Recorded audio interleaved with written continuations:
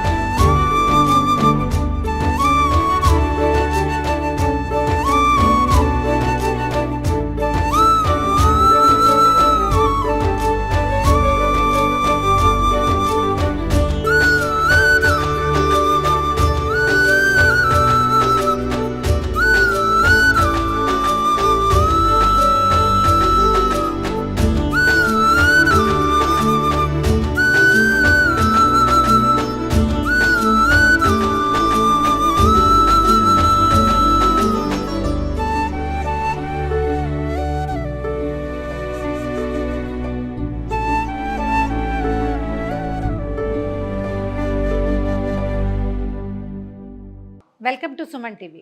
ప్రేక్షకులందరికీ ఉగాది శుభాకాంక్షలు.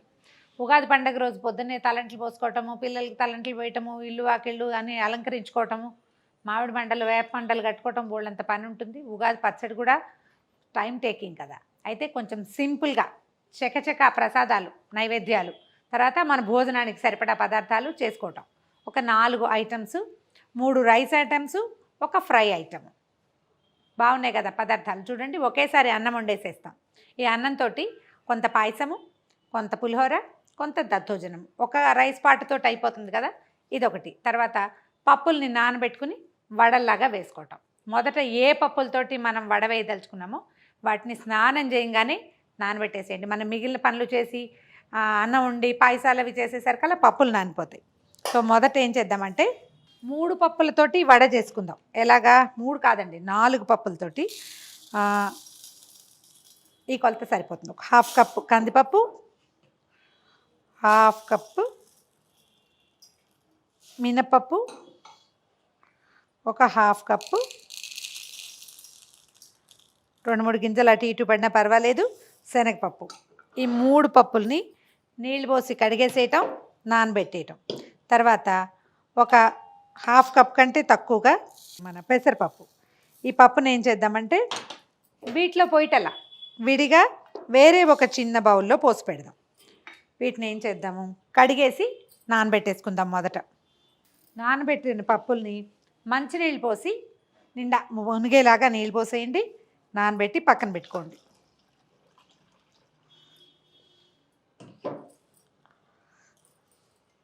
ఒకటి పెసరపప్పు, 3 పప్పులు అంటే మొత్తం 4 పప్పుల్ని పెసరపప్పు మాత్రం విడిగా పెట్టాం, నానబెట్టి పక్కన పెట్టండి.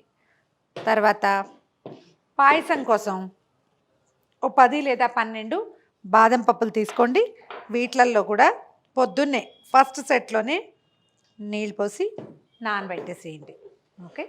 ఇప్పుడు ఏం చేద్దామంటే 2 గ్లాసులు బియ్యాన్ని కడిగేసాను, 2 పెద్ద గ్లాసులు రైస్. మన ఇంట్లో ఉన్న అవసరాన్ని బట్టి సుమారుగా ఒక భార్యాభర్త 2 చిన్నపిల్లలు ఉంటే ఇది సరిపోతుంది.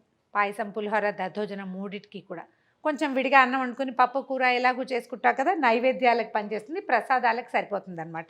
2 గ్లాసులు పెట్టాను, కడిగేసాము. తర్వాత ఇందులో నీళ్ళు పోసి, మామూలుగా మనం పులిహోరకి ఏం చేస్తాము, కొంచెం పసుపు నూనె వేసి వండుకునే విధానం ఇదివరకు చూసాం. ఇప్పుడు మనం అట్లా చేయం, ఒట్టిగా అన్నం వండేస్తాం అనమాట. కుక్కర్ పెట్టేస్తే సరిపోతుంది. 1కి 2 గ్లాసులు నీళ్ళు పోసేద్దాము. పోసేయటము, చక్కగా బియ్యం ఒకసారి అటు ఇటు కలిపేసి మూత పెట్టేసేద్దాం. 2 విజిల్స్ రానిస్తే 2 విజిల్స్ తర్వాత స్టవ్ ఆపేసేయండి. తర్వాత కుక్కర్ చల్లారాక పులిహారలోకి అన్నాన్ని మొదట విడిగా తీసుకుని పళ్ళెంలోకి ఆరబెట్టుకోవాలి.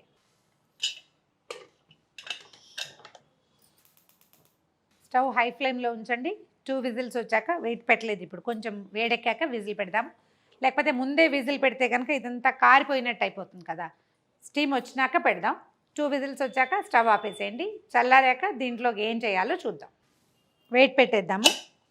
2 విజిల్స్ రానిస్తే సరిపోతుంది. కుక్కర్ చల్లగా అయిపోయింది. ఇప్పుడు ఏం చేద్దామంటే దాన్ని పక్కన పెట్టి పై అన్నం ఒక హాఫ్ సగానికి, అంటే ఈ కుక్కర్లో సగం, మనం 2 గ్లాసులు కదా వండాం, సగం కంటే ఎక్కువ విడిగా ఒక పళ్ళెంలో తాంబూలంలో మీ అలవాటు ప్రకారం పెద్ద దాంట్లో చల్లారడానికి తీసి పక్కన పెట్టేది. హాఫ్ కుక్కర్ తీసేసా. దీన్ని ఫ్రెష్ కరివేపాకు ఒకసారి కడిగేసి నలిపి అన్నంలో వేసేయండి.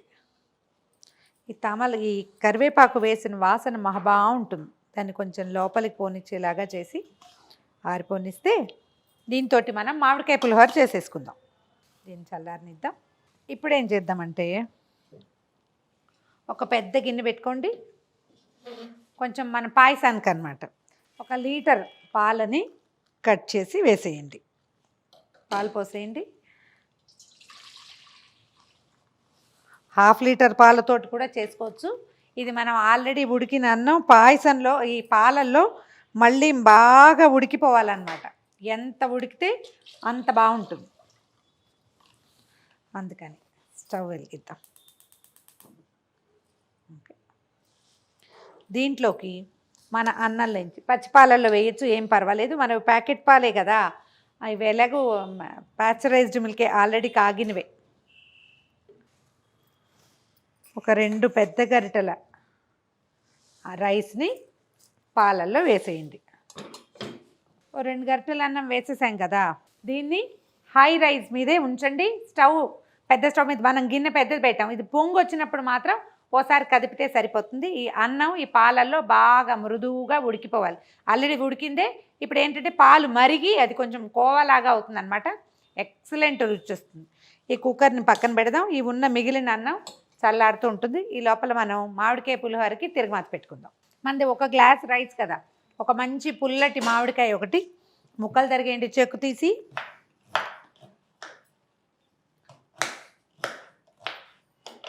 యాక్చువల్గా ఈ మామిడికాయ నేను కోరి పులిహోర చేసే అలవాటు ఉంది నాకు.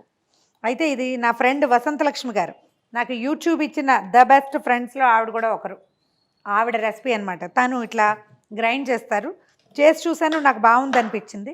సో అది మీకు కూడా చెప్పేద్దామని చెప్తున్నాను అనమాట. పుల్ల మామిడికాయ కాస్త చిన్న ముక్కలు చేస్తే ఈజీగా నలిగిపోతుంది. మామిడికాయ ముక్కలతో పాటుగా ఒక 3-4 పచ్చిమిర్చి, ఇందులో మనం వేసే కారం అన్నమాట ఇది. 4 పచ్చిమిరపకాయలు, 2 ఎండుమిర్చి ఇందులో వేసేద్దాం. తర్వాత దీంతో పాటు కొంచెం కొత్తిమీర వేద్దాం. మనం పులిహోరలో ఎప్పుడు కొత్తిమీర వేయం. ఇది వేసి చూడండి, భలే ఎక్సలెంట్గా ఉంటుంది. దీన్ని పక్కన పెట్టండి. మనం తాలింపు పెట్టేశాక దీన్ని గ్రైండ్ చేసుకుందాం. ఇది రెడీ. పులిహోర తాలింపు పెట్టేసుకుందాం. మొదట ఒక మూకుడు పెట్టుకోండి. దాంట్లోకి సరిపడా నూనె వేయండి. ఒక 2 స్పూన్ల ఆయిల్ వేస్తే చాలు.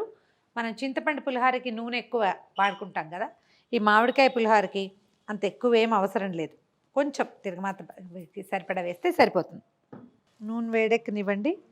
దీనికి మెంతులు, ఆవాలు, మినపప్పు, మన శనగపప్పు, పల్లీలు, జీడిపప్పులు, కరివేపాకు, పచ్చిమిర్చి, మామూలు జనరల్గా ఏం వేసుకుంటాం పులిహోర తిరగమాతకి అదే తాలింపు. మన ఛాయిస్ని బట్టి కొంచెం ఎక్కువ తక్కువ.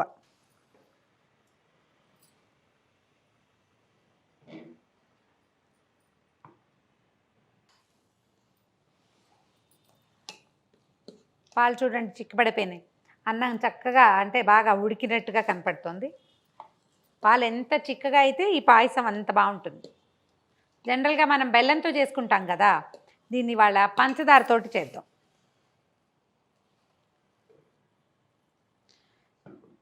ఒక 10-12 మెంతి గింజలు మాత్రమే వేసాను, అంతకంటే అక్కర్లేదు. మామూలు జనరల్ పులిహోరకి వేసినంత అక్కర్లేదు.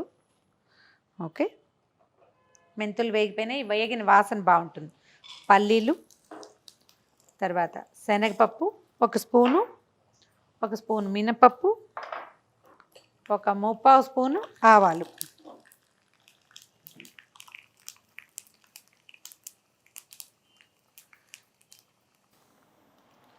మనం ఆల్రెడీ మిర్చి అందులో వేసి గ్రైండ్ చేసాం కదా, ఇది ఊరికే అలంకరణార్థం మాత్రమే 2 పచ్చిమిరపకాయలు తీస్తున్నాను అంతే. పోపు దాదాపుగా వేగుతుండగా కొంచెం జీడిపప్పు వేద్దాం. ముందే జీడిపప్పు వేస్తే ఇది రంగు బాగా మారిపోతుంది తొందరగా. ఓకే, 2 ఎండుమిర్చి, ఓ 2 పచ్చిమిరపకాయలు, ఒక చిటికెడు ఇంగువ. మీకు ఇంగువ అలవాటు లేకపోతే వాడిపోకండి, కానీ పులిహోరలోకి ఇంగువ లేకపోతే అందం రాదు, అంటే ఆ వాసనకి అందం రాదనమాట. కరివేపాకు వేద్దాం కొంచెము. తర్వాత మనం అన్నంలో పసుపు వేసుకోలేదు కదా, అది ఇప్పుడు నూనెలో వేస్తే పర్ఫెక్ట్గా రంగు అంటుతుంది, అన్నానికి సరిపోతుంది అన్నమాట.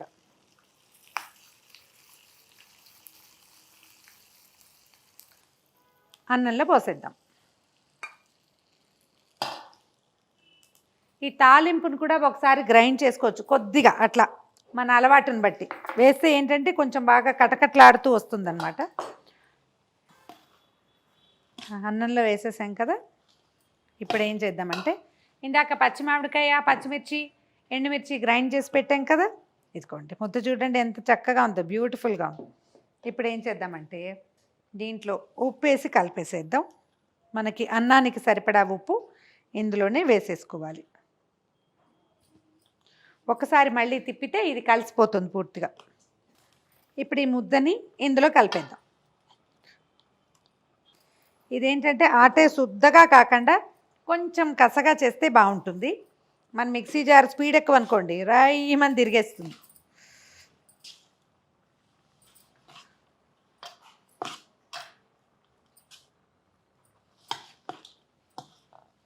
ఒక రవ్వ కలపగానే తడిగా అనిపిస్తుంది, కానీ ఒక 10 నిమిషాలు గాలికి ఆరనిస్తే తడంతా అన్నం పీల్ చేసుకుంటుంది. చూడ్డానికి ఎంత బాగుందో చూడండి. దీంట్లో ఒక చిన్న ఫైనల్ టచ్అప్ ఒకటి చేస్తాం. మనం పోసిన పాలన్నీ ఎగిరిపోయినాయి చూడండి. ఇవాళ కొంచెం క్లమ్జీగానే ఉంటుంది, 3 ఐటమ్స్ ఎట్ ఏ టైం చేస్తున్నాం కాబట్టి. ఇది ఒక కప్పు రైస్ వేసినట్టు కదా, మనం అంటే దాదాపుగా ఒక అర గ్లాస్ పైన వేసాం. ఒక గ్లాసు పంచదార వేసేస్తాను ఇందులో. ఈసారి మనం బెల్లంతో చేయట్లేదని చెప్పా కదా.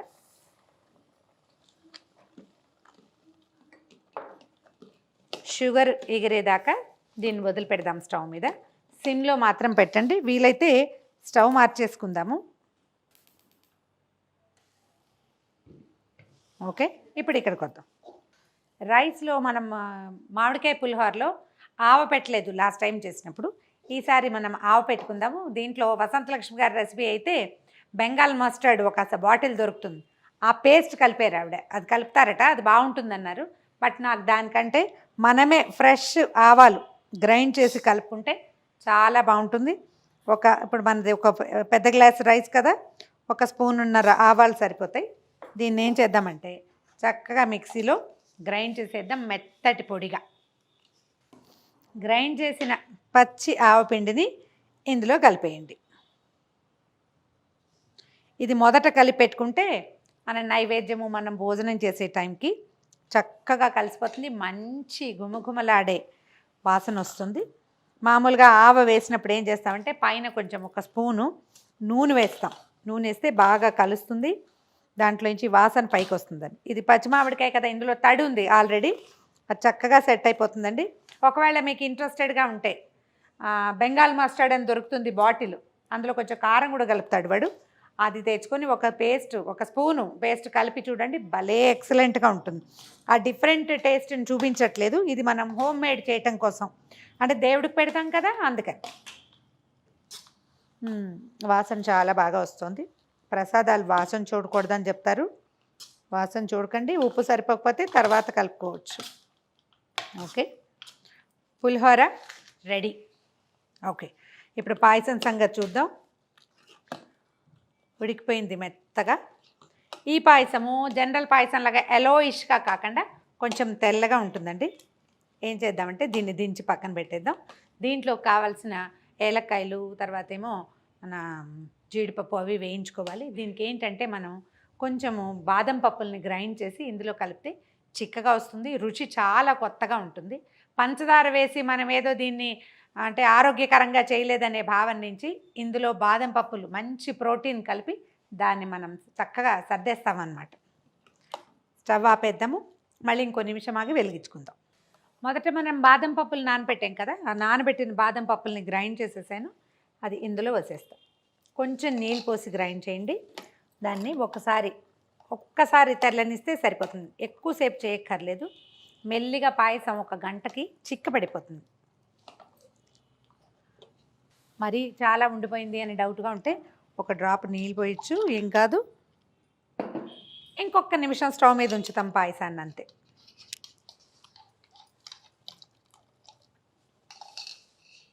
ఇందులో కొబ్బరి కూడా వేసుకోవచ్చండి, మనది చాయిస్.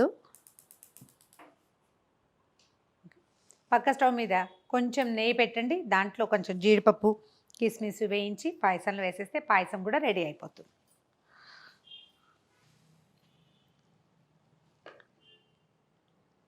జీడిపప్పులు వేసేద్దాం కాసిని, తర్వాత కాసిని కిస్మిస్లు కూడా.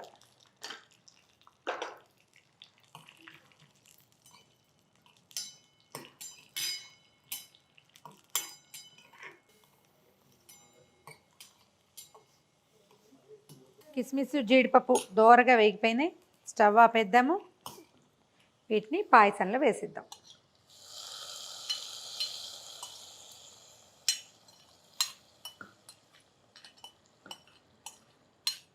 ఓకే,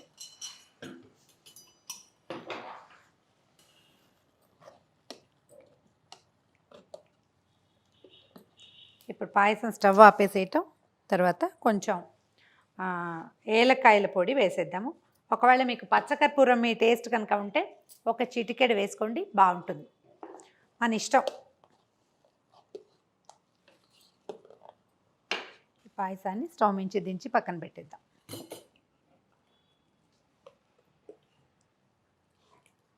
ఓకే,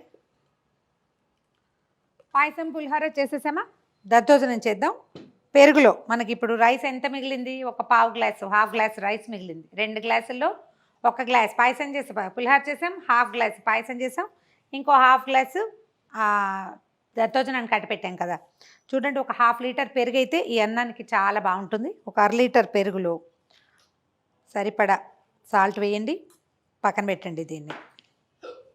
ఇప్పుడు ఏం చేద్దామంటే మూకుడులో కొంచెం నెయ్యి కానీ నూనె కానీ వేసుకోండి, మీ అలవాటుని బట్టి.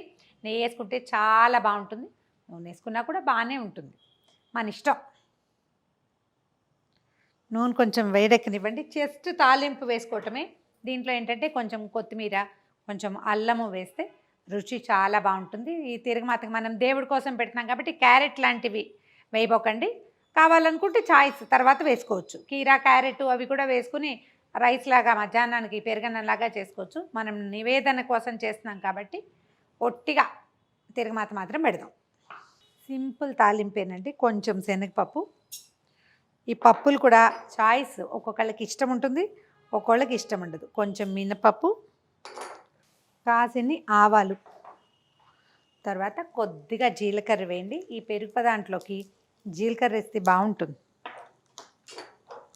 ఎండుమిర్చి, పచ్చిమిర్చి, తర్వాత కరివేపాకు, తర్వాత చిన్న టచ్ అండి, ఏంటో ఇంగు లేకపోతే తోచదు, కొద్దిగా ఇంగు వేస్తాను, చాలా కొంచెం.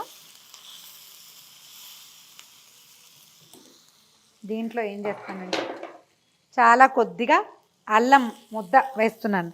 అంటే మరి మన చాయిస్, అల్లం ముక్కలు వేసుకోవచ్చు, ముద్ద వేసుకోవచ్చు. ముద్ద వేసుకుంటే ఏంటంటే కలిసిపోతుంది, పిల్లలు కనిపెట్టలేరు. స్టవ్ ఆపేద్దాం, దీన్ని ఇందులో కలిపేద్దాం పెరుగులో.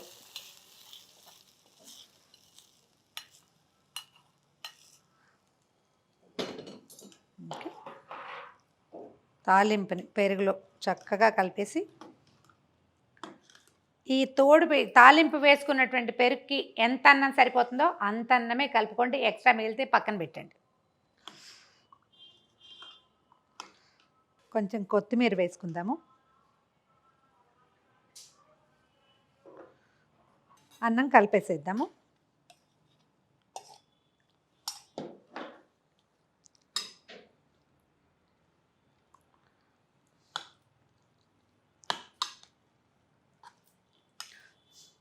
ఇంకా ఎండాకాలం అంతా ముదిరిపోలేదు కదా, పులిసిపోతుందన్న అనుమానం ఏం లేదు.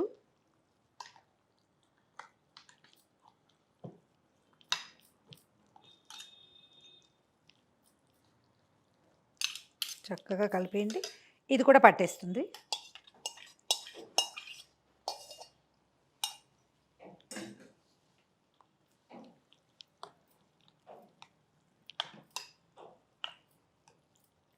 దద్దోజనం కూడా రెడీ అయిపోయింది. దీని తర్వాత మనం ఏం చేసాం, 3 రకాల పప్పులు కలిపి పెసరపప్పు విడిగా నానబెట్టాం కదా, వీటిని గ్రైండ్ చేసి వడలు చేసేసుకుందాం. 4వ పదార్థం కూడా తయారైపోతుంది. పప్పులు మూడింటిని శుభ్రంగా కడిగేసి నీరంతా వంచేసి మిక్సీలో వేయండి. దీనికి ఏం చేద్దామంటే 1 స్పూను జీలకర్ర, తర్వాత ఒక 2 ఇంచీల అల్లము, తర్వాత ఒక 1/2 డజను పచ్చిమిర్చి వేసేసి సరిపడా ఉప్పేసి గ్రైండ్ చేసేద్దాం. గట్టిగా చేయండి, వడపిండిలాగా. అంటే మిక్సీలో వేస్తే సరిపోతుంది. కొంచెం బరకగా కూడా ఉంచక్కర్లా. మనం పెసరపప్పు విడిగా నానబెట్టాం కదా, ఈ పప్పుని పిండిలో కలిపి వేసుకుంటాం. అప్పుడు ఇవి బాగా వేగి క్రిస్ప్గా అవుతాయి అన్నమాట. పెసరపప్పుని విడిగా పెట్టుకుంటే చాలా బాగుంటుంది. గ్రైండ్ చేసేద్దాం. స్టవ్ మీద నూనె పెట్టుకుందాము. తర్వాత ఇదిగో గ్రైండ్ చేసిన పప్పుని కొత్తిమీర వేసాను చూడండి. ఇంక ఇందులో మనం ఉల్లిపాయలు వేసుకోం, పండగ రోజు కదా. చాయిస్ అయితే వేసుకోవచ్చు, కానీ ఈ పండగ రోజు వేయం కాబట్టి ఉల్లిపాయలు వేయటం లేదు. పుదీనా వేసుకోవచ్చు, వాసన బాగుంటుంది. లేదా ప్లెంటీ ఆఫ్ కొత్తిమీర వేసుకోవచ్చు, మన చాయిస్. ఒకసారి మొత్తం కలిపేయండి. దీన్ని ఏంటంటే కొంచెం తడి చేసుకుని బాగా కదిపితే ఇందులో మనం మినపప్పు వేసాం కదా, అది చక్కగా బాగా అంటే ఫులాయించి వస్తుంది అనమాట, ఎక్కువ ఫ్లఫీగా అవుతుంది. దీంట్లో ఏం చేద్దామంటే మనం నానబెట్టి ఉంచుకున్నాం కదా పెసరపప్పు, అది కలిపేస్తాను. మంచి క్రిస్ప్గా వస్తాయి అప్పుడు. మీరు ఎప్పుడు కూడా ఈ వడపిండిని ఎలా గ్రైండ్ చేసామో అట్లా తట్టి వేయకుండా, దాన్ని పప్పుల పిండి అయితే కనుక దీన్ని ఎంత కదిపితే అంత బాగా చక్కగా ఉబ్బుతాయి అన్నమాట. గాలి చేరుతుంది కదా పప్పు పిండి లోపల. అట్లా స్టవ్ హైలోనే ఉంది. మొదట మనం గ్రైండ్ చేయం, కానీ ఇది శుద్ధలా ఉందా. ఇప్పుడు చూడండి, మనం 10 సార్లు కదిపేసరికల్లా పిండి ఎట్లా తేలిగ్గా బులబులాగ్గా అవుతుందన్నమాట. ఇది మనకి చక్కగా పొంగుతాయి. నూనె కాగిపోయింది. ఒక్కసారి చేయి తడి చేసుకుని వీటిని వడల్లాగా తట్టి వేసేద్దాం. గారెలాగా వేయక్కర్లేదు, మామూలు మనం మసాలా వడ వేసుకుంటాం కదా అట్లా. నేను చేత్తో వేసే అలవాటు వేసేసిన, లేకపోతే చిన్న ప్లాస్టిక్ పేపర్ మీద, పాల కవర్ మీద కానీ, ఆయిల్ కవర్ మీద కానీ ఇలా చిన్న ఉండ చేయటం, తట్టి వేసేసేయటం. చేత్తో వేయటం నేర్చుకోండి, ఈజీగా ఉంటుంది. వస్తువు కోసం వెతుక్కోవాల్సిన పని కూడా లేదు. ఈ స్టవ్ చిన్నది అంటే చిన్న బర్నర్ కదా, హైలో ఉంచవచ్చు. ఒకవేళ మనం పెద్ద బర్నర్ మీద పెడితే కనుక ఒక మీడియం టు హై మధ్యలో మాత్రం పెట్టుకోవాలి. వేసేద్దామన్నీ, మూకుడు పట్టినన్ని వేసేసేయచ్చు.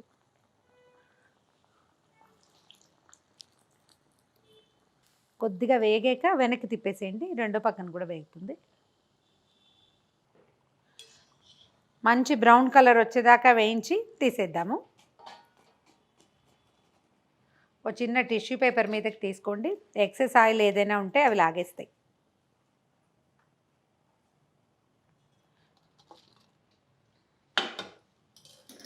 మళ్ళీ ఒకసారి తడిచే చేసుకోవటం. ఈ పిండిని మళ్ళీ ఒకసారి కదపండి. మొత్తం కలిపితే ఏమవుతుందంటే మళ్ళీ చతికిలు పడ్డట్టు అవుతుంది కదా, అది సెటిల్ అవుతుంది అన్నమాట. కొద్దిగా తడిచే చేసుకుని, మీరు ఒకవేళ పల్చగా వెడల్పుగా కావాలంటే కొంచెం బాగా ఒత్తాలి అంతే, ఎక్కువ వెడల్పుగా ఒత్తుకోవాలన్నమాట. అట్లా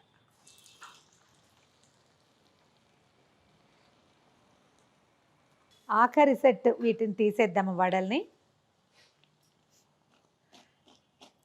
ఇంకా డార్క్గా బ్రౌన్గా కావాలన్నా కూడా వేయించుకోవచ్చు. కొంచెం గలగల శబ్దం వస్తుంది. వేగిన కొందికి బయట వైపున క్రిస్ప్గా ఉంటుంది, లోపల మెత్తగా ఉంటుంది. స్టవ్ ఆపేద్దాము. ఒకటి చూపిస్తాను చూడండి. ఇలా విరిగితే లోపల ఎంత బాగుందో చూడండి. లోపల మెత్తగా ఉంటుంది, పై వైపున ఇట్లా కరకరలాడుతూ ఉంటుంది. ట్రై చేసి చూడండి. మన పండగ 4 ఐటమ్స్ రెడీగా ఉన్నాయి. మన ఉగాది పండగ విశేషపు వంటలు ముగిసినాయి. ఒకే పాటతోటి కుక్కర్తో ఒకసారి అన్నం వండేస్తే ఆ అన్నంతో మనం పాయసం చేసాం, తర్వాత పులిహోర చేసాం, మిగిలిన అన్నంతో దద్దోజనం చేసాం. 3 ఐటమ్స్ ఎట్ ఏ స్ట్రెచ్. తర్వాత వీటికంటే ముందు నానబెట్టిన పప్పుతోటి మసాలా వడలు చేసుకున్నాము. అంటే దీన్ని మసాలా అని పేరు పెట్టద్దు, 4 పప్పుల వడ అని చేస్తే అమ్మవారి నివేదనకి చాలా బాగుంటుంది. ట్రై చేసి చూడండి.